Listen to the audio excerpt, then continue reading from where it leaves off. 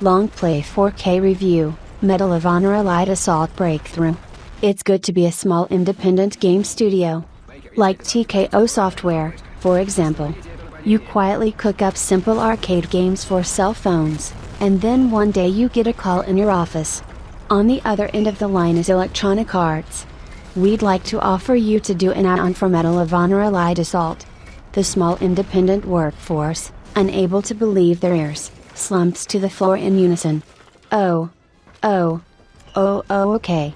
When do we start? Today. Hollywood ending. Set, tortured, released. Meet Sergeant John Baker.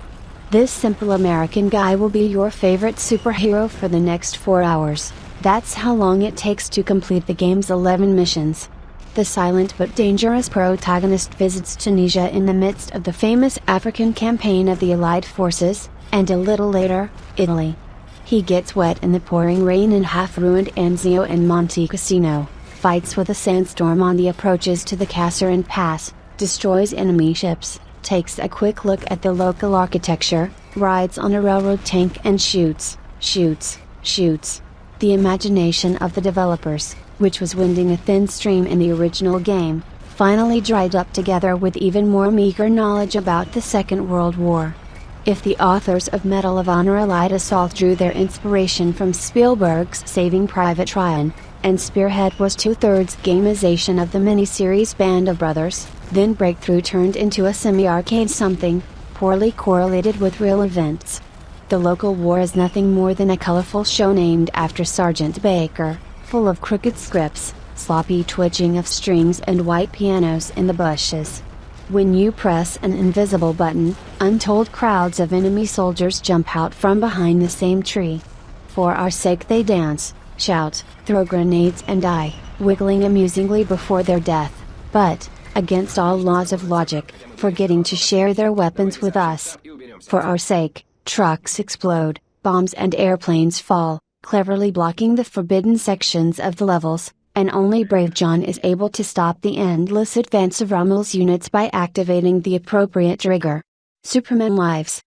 The hypertrophied heroism, which used to cause smirks at the designers, has swelled to truly monstrous proportions.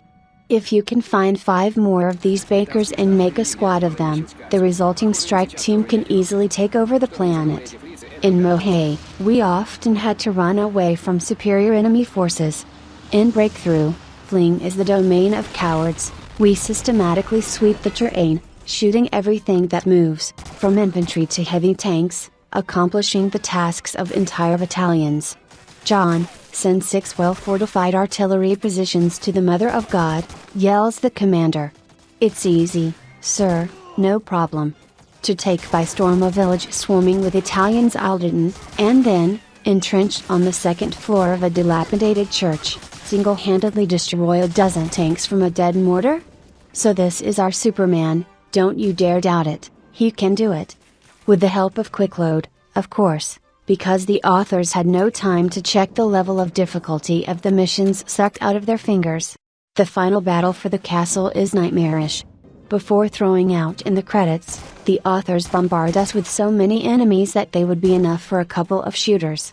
And we jump nervously on a flimsy-looking balcony, dodging missiles flying by, and try to kill everyone who touches the very important repeater. Though at the beginning of the assault, no one was interested in him at all.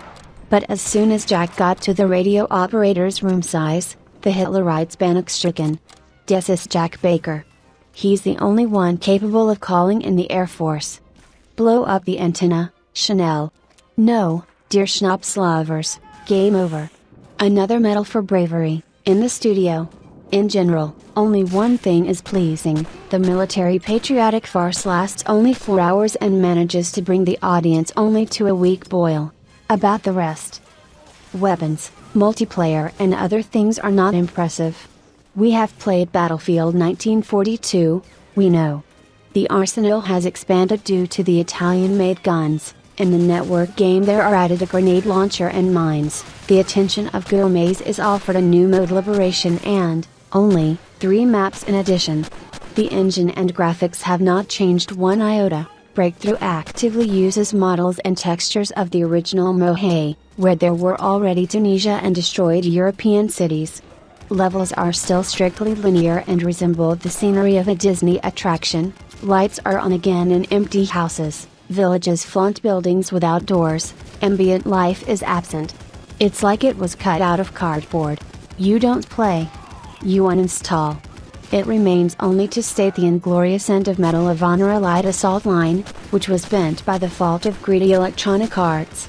And the theme, in fact, is exhausted. The history of participation of the USA and Great Britain in the Second World War has been trampled over and over, and Bolivar will not stand another portion of Hollywood fantasies.